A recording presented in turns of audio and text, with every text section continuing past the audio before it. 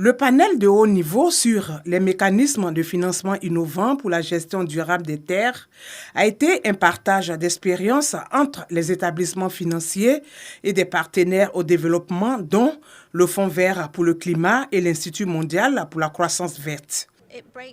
Nous travaillons à rapprocher de plus en plus des fermiers et des acteurs du secteur privé les différents mécanismes qui sont disponibles, accélérer le financement. Nous avons signé avec EDF, Électricité de France, un partenariat pour apporter l'irrigation solaire aux fermiers en Côte d'Ivoire à travers un programme que nous essayons de démarrer d'ici les prochains mois. Nous avons financé à travers la FAO un projet sur la filière cacao. Il y a beaucoup de déforestation qui est causée par la culture du cacao et beaucoup d'efforts avec, n'est-ce pas, la volonté du gouvernement de travailler contre la déforestation.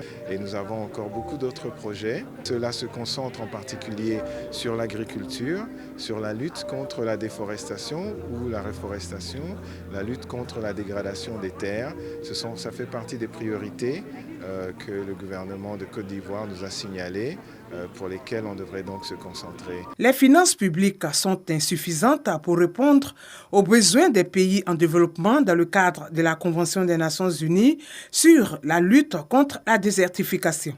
C'est pourquoi un établissement financier de la place dit tirer beaucoup de cette rencontre. Les ressources dont nous disposons sont des ressources en fait qui ne sont pas adaptées à ce type de programme.